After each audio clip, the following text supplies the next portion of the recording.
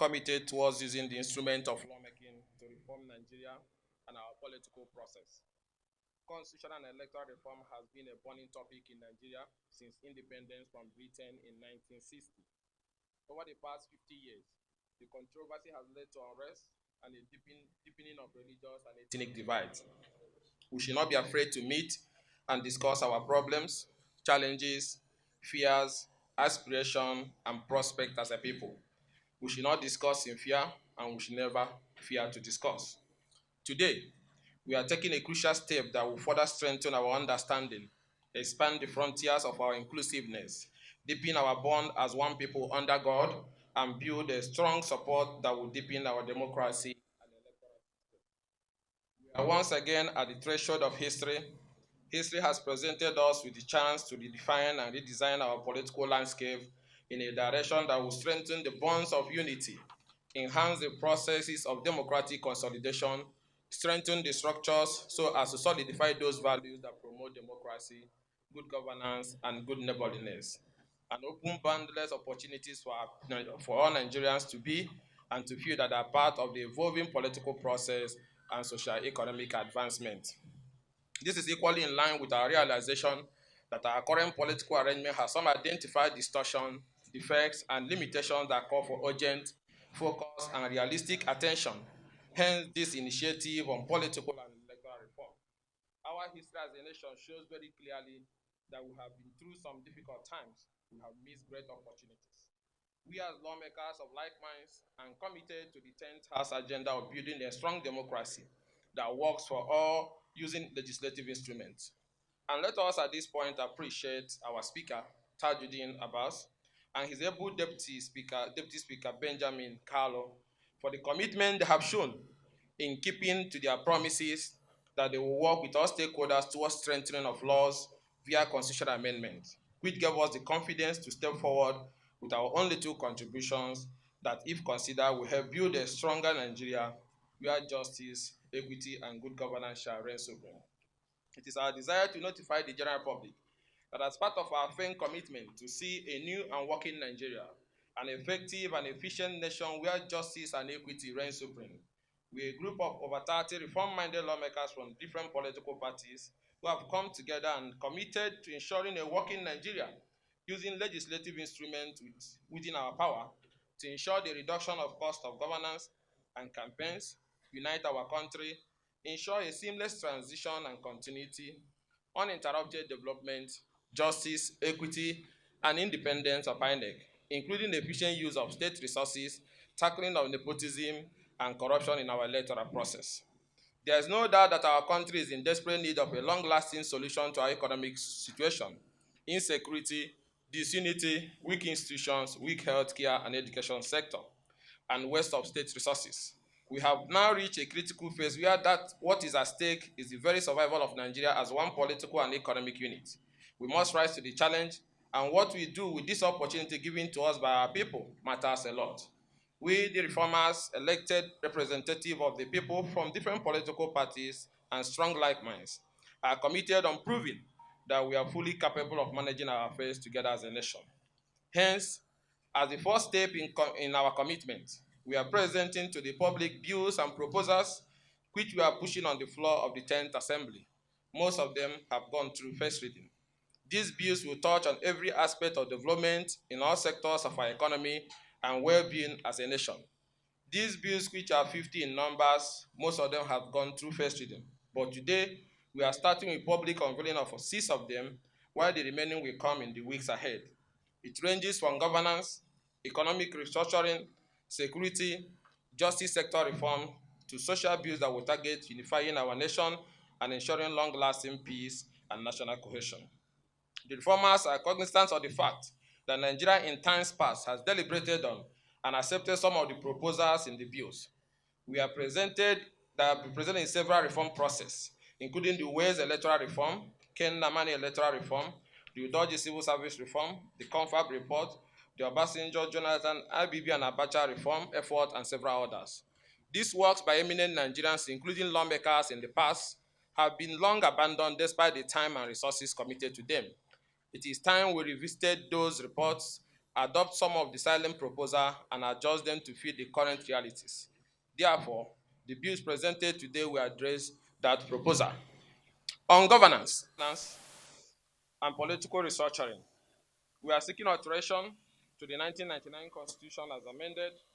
With the bill we have that have gone through first reading, seeking to amend the Constitution of the Federal Republic of Nigeria to create a single term of 6 years for the office of the President and state governors, recognize Nigeria's 6 geopolitical zones, and provide for the rotation of the office of President, state governor, and local government chairman among the inherent regions and zones, and also to provide for elections in one day.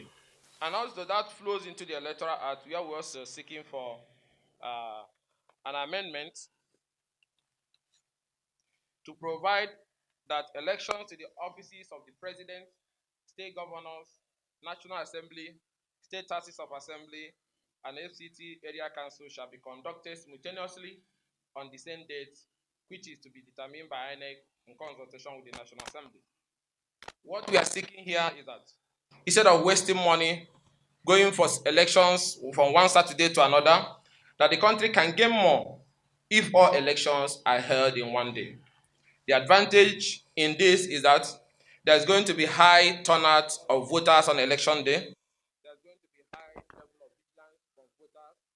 And once the first result is announced at the lower level of the elections, the accreditation remains the same and cannot change by the time you get to the presidency. So single day election will save us resources, will bring more participation, and will ensure the credibility of the electoral process. Also,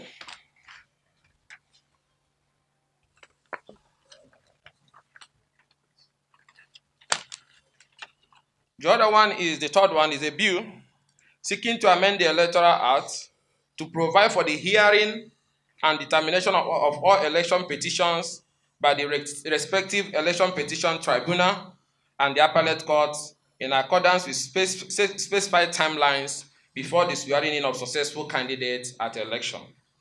And also a 14 days deadline for issuance of CTC of election materials to petitioners after the announcement of the result.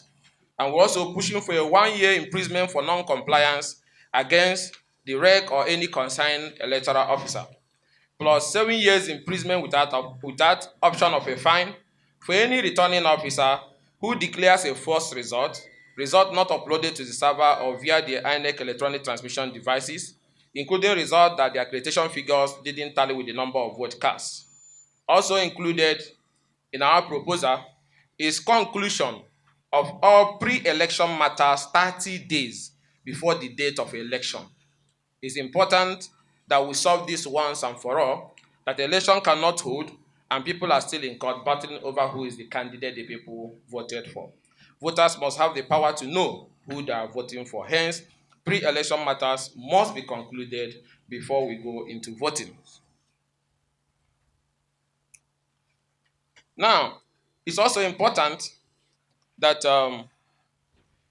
those who lost the election as a result of false declaration by an electoral officer can now, under the new proposal, have a right to bring an action personally against that electoral officer who violated the Electoral Act in damages and in prosecution.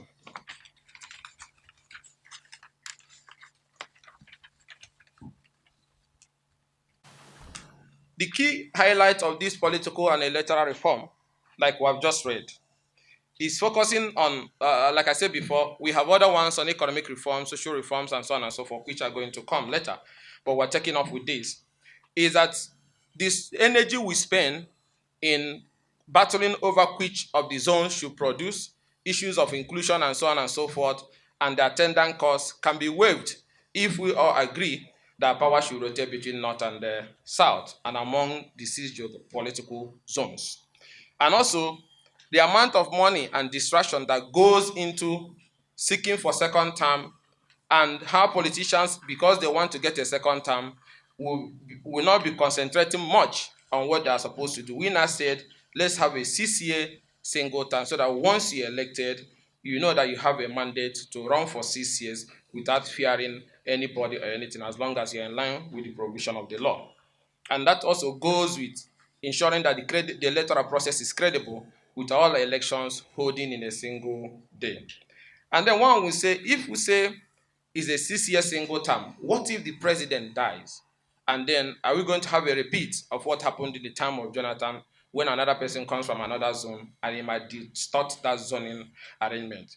We have put provisions in place to ensure that when we say it's 6 year single term for a particular zone, it remains 6 years and it can never change. And that is why the bill is now proposing for the position of two vice presidents. One will be a vice president for succession, which will come from the same zone with the president, and the other one will be vice president administration from the other part of the country. And what that means is that in the event of death of the president or impeachment of the president, the second vice president succession assumes office immediately and completes the remainder of that time and cannot seek any election. With that, if it is the turn of the north or the east and they have 6 years, that 6 years will remain 6 years and it will not change, because even if he's impeached or even if the president dies, the second vice president succession will be sworn in immediately to complete the remainder of that time. And also, in order not to incur extra costs on the country, this vice president will now have ministerial status, being the only vice president, being the minister, only minister from that state. So instead of having two ministers, it's going to be one minister. Once that person is elected as the vice president succession, he automatically becomes minister for that state. So we are not going to spend extra costs maintaining that office.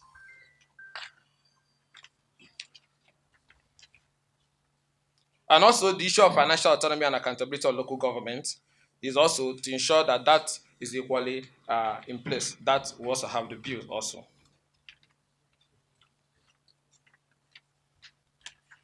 So we want to conclude this. We want to conclude this press conference by greeting all Nigerians of all walks of life on this historic day. Our men and women in the different sectors of the economy, our vibrant youths, persons with disabilities, our law enforcement agencies, our traditional rulers, political leaders, fathers of our communities and custodians of our cultural heritage, our religious leaders, custodians of faith and morals, our effective civil society organizations, and the media. This task ahead of us is huge and cannot be achieved without you. It is a task for all of us. Our work does not go beyond taking the initiative to get them into Parliament. To ensure that the bills are successful is on all of us. Call up all your representatives in the National Assembly and solicit their support for 6 year single-term presidents, rotation of the presidency between North and South and among the geopolitical zones, all elections in one day, and also, more importantly, to ensure that all those who lose the elections and seek for certificate or certified true copies gets that within 14 days.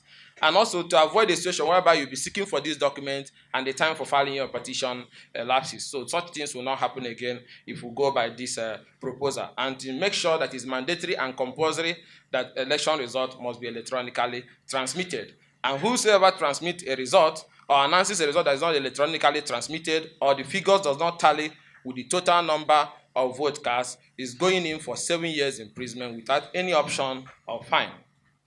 Lobby, participate in the hearings and use of all manners of platforms, digital media, social media, traditional media, to advocate for the passage of these critical reform bills. Ours is a commitment to building a united, stable, and prosperous nation. And with your contribution, cooperation, and support, Nigeria can and must become a great and modern nation. With true conscience and determination, let us join hands and rededicate ourselves to the service of this great country so that it will be a place we can be proud of.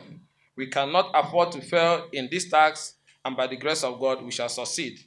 We ultimately thank our fellow members of the Federal House of Representatives, the 10th House, the People's House, and more importantly, the leadership of the House, led by our able Speaker, Tajuddin Abbas, Eyan Zazu, and Benjamin Okezie-Kalu, the Deputy Speaker, Otabri Bende, for the focused leadership and for a well-researched and strategic legislative agenda that have inspired us today, even as we further seek their support in ensuring we achieve our common prosperity.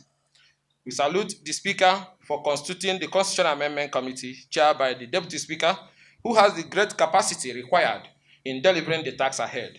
We have confidence in them and our colleagues that our proposal will be supported. May God bless our country and may God bless you all. Thank you.